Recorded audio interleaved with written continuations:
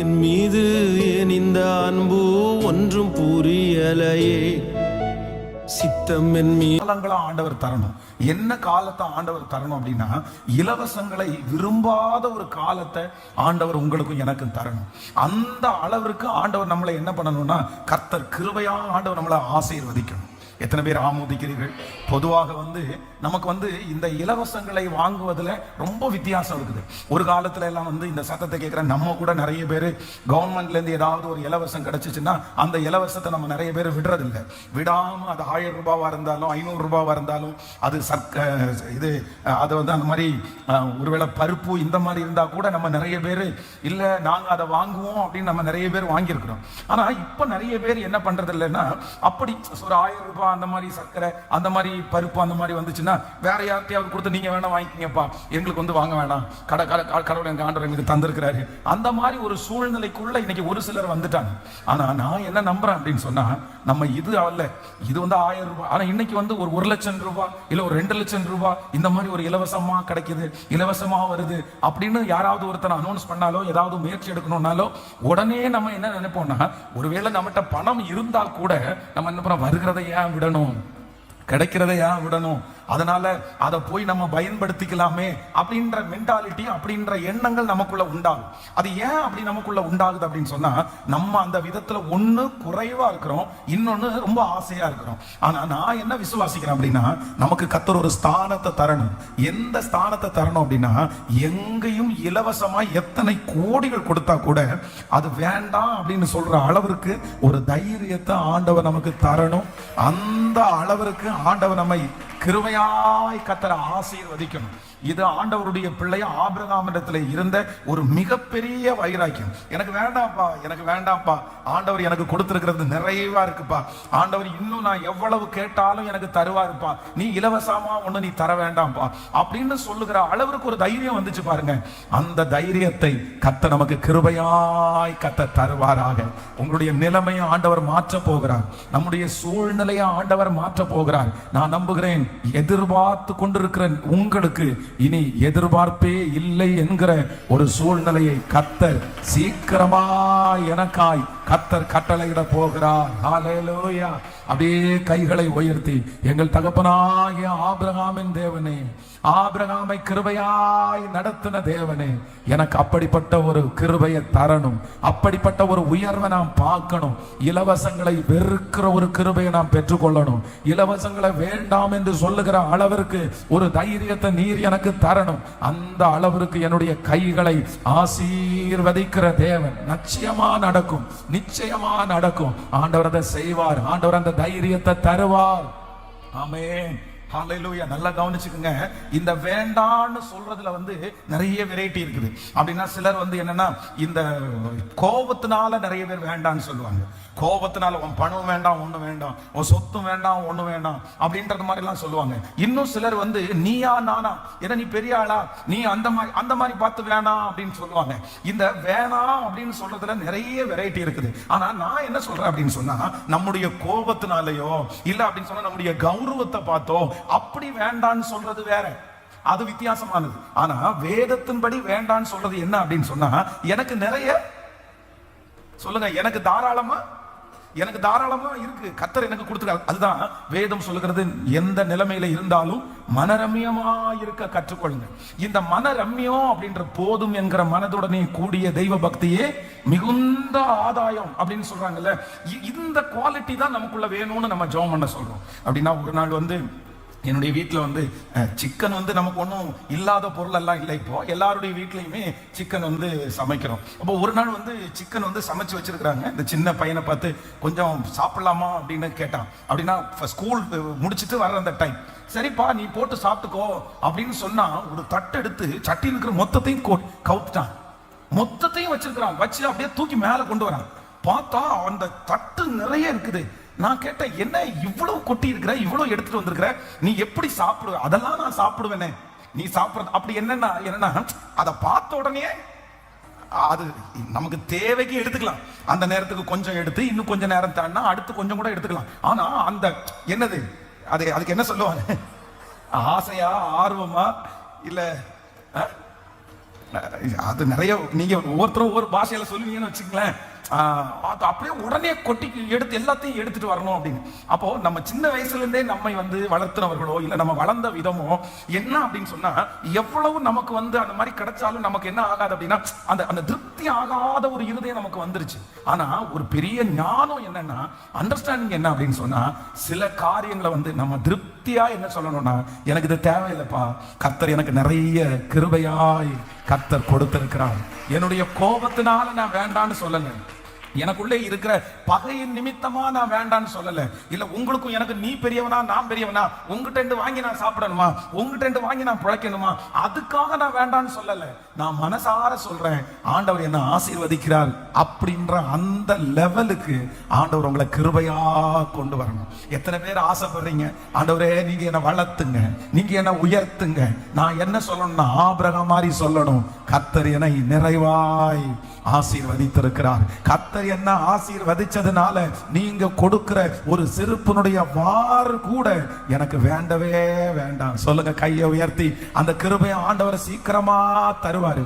ஆண்டவருடைய பிள்ளையே, இன்றைக்கு ஒருவேளை உங்களுக்கு கையேந்துகிற நிலைமை இருக்கலாம். பாஸ்டர் இன்னைக்கு இருக்கிற சூழ்நிலை இந்த மாதிரி ஜெபிக்கவே முடியாது, யாராவது ஒருத்தர் 1000 தரமாட்டாங்களா, 5000 தரமாட்டாங்களா, யாராவது ஒரு 20,000 கடன் தரமாட்டாங்களா அப்படின்ற சூழ்நிலை தான் உங்க வாழ்க்கையில இருக்குது.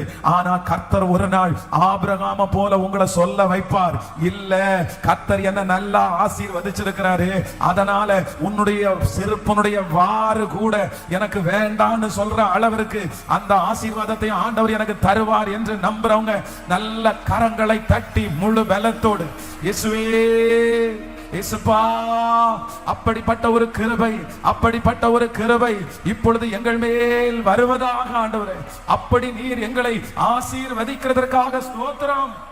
ஹல்லேலூயா. நம்ம ஜெபிக்கணும், என்ன பிளஸ் பண்ணுங்க, என்ன ஆபிரகாம மாதிரி ஆசீர்வதிங்க. எதுக்கு அப்படின்னு சொன்னா, இலவசமே வேண்டான்னு சொல்ற அளவிற்கு நாம் பிளஸ் ஆசீர்வதிக்கப்படணும். ஆமென். மக்பேலா என்கிற ஒரு குகை இருக்குது, ரொம்ப அழகான ஒரு குகை. அப்படின்னா அதை வந்து கல்லறை தோட்டமா பயன்படுத்திக்கலாம். பொதுவா வந்து இந்த பாறைகள் இருக்கிற அந்த காலத்துல இந்த பாறைகள் இருக்கிற ஏரியாவில் பாத்தீங்கன்னா, இந்த 2 பாறைகள் 3 பாறைகள் ஒன்னா சேர்ந்து அதுல வந்து ஒரு துவாரம் மாதிரி இருக்கும் பாருங்க, அதுக்கு மேல ஒரு நல்ல பாறையை உருட்டி வச்சு அதை வந்து கல்லறை தோட்டமா பயன்படுத்துவாங்க.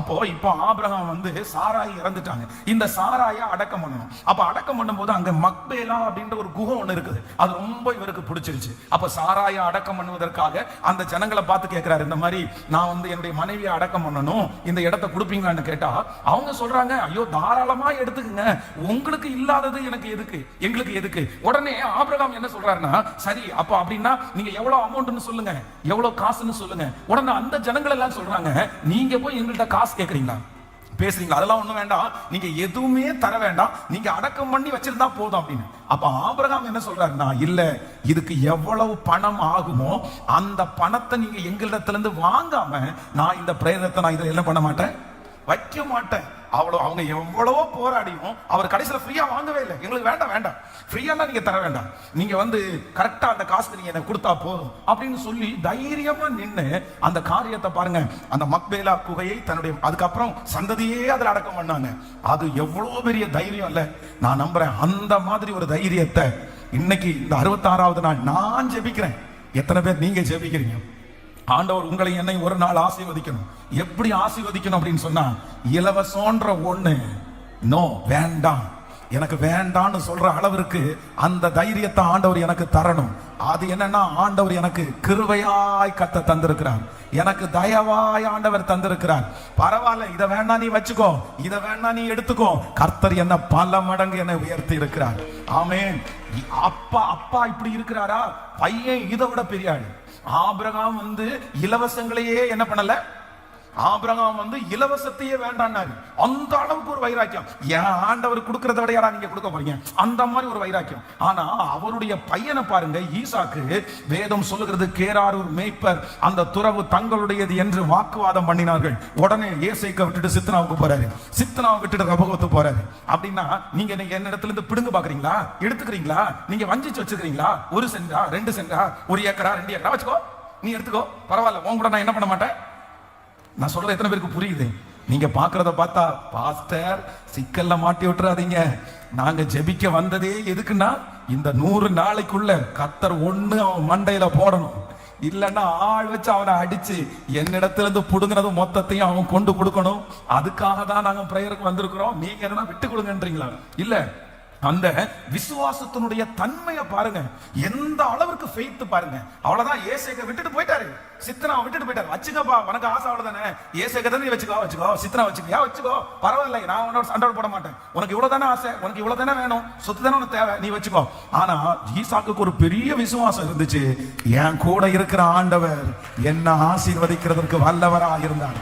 அதனாலதான் ஆண்டவர் அந்த மனுஷனுக்கு ரகபோத் என்கிற ஒன்றை கொடுத்து மற்றவர்கள் வந்து இவனோடு நல்மனம் பொருந்துகிற அளவிற்கு கர்த்தர் பிளஸ் பண்ணார். ஹல்லேலூயா. இயேசுவா, எங்களுக்கு அப்படிப்பட்ட ஒரு தைரியத்தை கர்த்தர் எங்களுக்கு தருவீராக. ஆனா இப்ப இருக்கிற நிறைய பேருக்கு எதுல கூட தைரியம் இல்லை தெரியுமா? அப்படின்னா இது பசிக்கு வாங்கி சாப்பிடுறதுக்கு கூட நிறைய பேருக்கு ரொம்ப கஞ்சத்தனம். இது இப்ப நீங்க இருக்க மாட்டீங்கன்னு நினைக்கிறேன். ஆனா ரொம்ப கஷ்டம். சாப்பிடுறதுல ஒரு கஞ்சத்தனம் பண்ணலாமா? சின்ன சின்ன விஷயத்துக்கெல்லாம் கஞ்சத்தனம் பண்ணலாமா? அப்படின்னா ஆண்டவருடைய பிள்ளைகள் வேஸ்ட் பண்ணணும்னு சொல்லல. ஆனா அதே நேரத்துல நம்ம என்னவா இருக்கக்கூடாது அப்படின்னா ரொம்ப கஞ்சனுங்களா இருந்துடக்கூடாது. ரொம்ப கஞ்சத்தனமா ஆண்டவர் கொடுத்திருக்கிற ஆசீர்வாதம் நமக்கு எதற்காக ஆண்டவர் தந்திருக்கிறாருன்னா நம்ம அதை அனுபவிக்கிறதுக்காக தான் ஆண்டவர் தந்திருக்கிறார். எத்தனை பேர் ஆமோதிக்கிறீர்கள்? நீங்க இப்ப அனுபவிக்காம, கர்த்தர் கொடுத்துக்கும் போது அனுபவிக்காம, அதுக்கப்புறம் ஒரு ஏஜ் தாண்டதுக்கு அப்புறம் நிறைய பேர் என்ன பண்ணுவாங்க தெரியுமா? ஐயோ நான் அனுபவிக்கலையே, ஒண்ணுமே எனக்கு அனுபவிக்கலையே, அப்படியே நெஞ்சில் அடிச்சு என்ன பிரயோஜனம் சொல்லுங்க? ஏன்னா கடைசி காலத்துல அப்படிதான் வரும். நீங்க சம்பாதித்து வைத்ததை நீங்க ஓரளவு நீங்க உங்களுக்காக செலவு பண்ணல அப்படின்னா, நீங்க எல்லாத்தையுமே ரொம்ப சேர்த்து வச்சு அடுத்த ஜெனரேஷன் நீங்க கொடுத்துட்டு போகும்போது கண்டிப்பா உங்களால சமாதானமா கொடுத்து போக முடியாது. ஏன்னா உங்க பிள்ளைங்க உங்களை மாதிரி இருப்பாங்களான்னு சொல்ல முடியாது. நீங்க 10 ரூபாவில 1 ரூபாவை எடுத்து வச்சு அப்படி பண்ணுவீங்க. ஆனா பிள்ளை 100 ரூபாய் எடுத்து செலவு பண்ணும். உடனே நமக்கு என்ன வரும் தெரியுமா? நான் சேர்த்து வச்சா நீ இப்படி செலவு பண்றியா அப்படின்னு நமக்கு கோவம் வந்துடும். அதனால ஆண்டவருடைய பிள்ளைகளை நீங்கள் வேஸ்ட் பண்ணாதீங்க. ஆனா அதே நேரத்தில் நீங்க என்ன பண்ணுங்கன்னா, கர்த்தர் உங்களுக்கு கொடுத்திருக்கிற ஆசீர்வாதத்தை கண்டிப்பா நீங்க என்ன பண்ணணும்னா அனுபவிக்கிறவர்களாய் மாறணும். வேதம் சொல்லுகிறது, தன் கையின் பிரயாசத்தை அவன் அனுபவிப்பான், பாக்கியமும் நன்மையும் அவனுக்கு உண்டாயிருக்கும். ஹல்லேலூயா. கர்த்தர் நம்மளை ஆசீர்வதித்ததுக்கு காரணமே என்ன அப்படின்னா, நம்ம சுகமாய் சாப்பிட்டு திருப்தியா ஆண்டவருக்கு ஆராதனை செய்யும்படியாய். ஹல்லேலூயா. அதனால கொஞ்சமாவது நீங்க என்ன பண்ணுங்க, கொஞ்சமாவது நீங்க ரொம்ப கவனமா இருந்து, உங்களுக்கு ஒருவேளை ஆண்டவர் உங்களை எடுத்துக்கொள்ளும் போது உங்களுக்கு ஒரு திருப்தி இருக்கணும். என்ன திருப்தி இருக்கணும் அப்படின்னு சொன்னா, நான் இந்த உலகத்துல வாழ்ந்தேன், கர்த்தர் என்ன ஆசீர்வதிச்சாரு, நான் திருப்தியா சாப்பிட்டேன், நான் திருப்தியா உடுத்தினேன் அப்படின்ற ஒரு எண்ணம் உங்களுக்குள்ள இருந்துச்சுன்னா அதுவே உங்களுக்கு பெரிய வெற்றி. ஹல்லேலூயா. கடைசியா கையை உயர்த்தி அந்த காரியத்திற்காக நம்ம ஜெபம் பண்ண போறோம். ஆண்டவரே, எனக்கு ஒரு தைரியத்தை கர்த்தர் தருவீராக. ஆபிரகாமை போல ஒரு தைரியம், ஈசாக்கை போல ஒரு தைரியம். சத்தமா ஜெபம் பண்ணுங்க. ஒரு நாள் சீக்கிரமா ஒரு நாள் வரணும், என்ன கர்த்தர் ஆசீர்வதிக்கணும். இன்னைக்கு இருக்கிற இந்த வறுமையை நாம் பார்க்க கூடாது, இன்னைக்கு இருக்கிற இந்த குறைவை நாம் பார்க்க கூடாது. நான் சொல்லணும், இன்னைக்கு நிறைய பேரிடத்துல ஏதாவது கிடைக்குமான்னு கேட்கிற நானு, கிடைக்குமான்னு எதிர்பார்க்கிற நானு, அப்பா அந்த அலங்கார வாசலிலே அலங்கோலமான அந்த முடவன் கிடந்தானே, டெய்லி எதிர்பார்த்துட்டு இருந்தானே.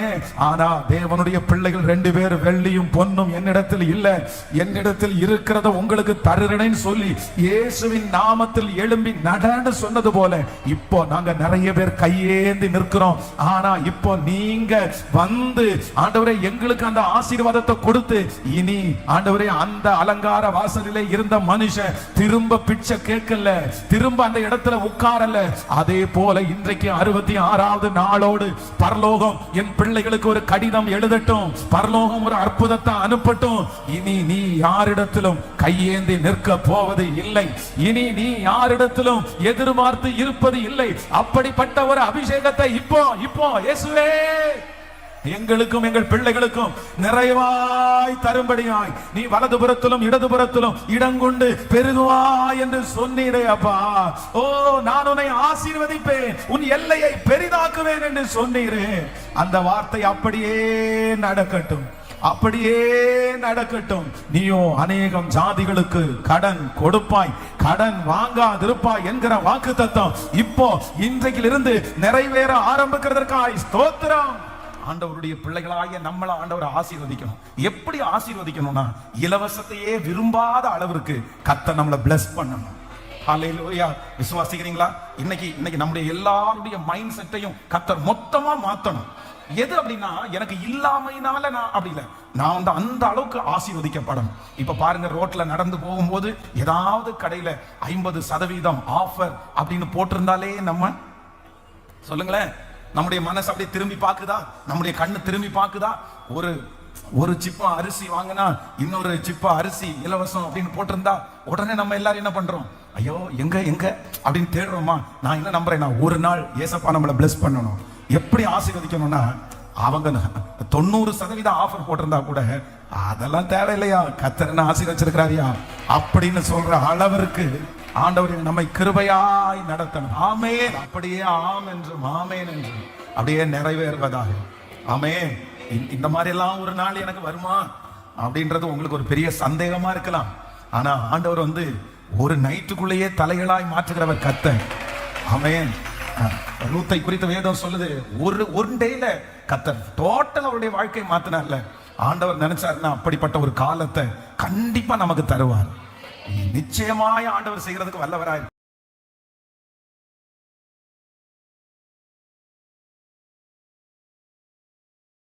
ஆவியின் மீது ஏன் இந்த அன்பு ஒன்றும் புரியலையே, சித்தம் என் மீது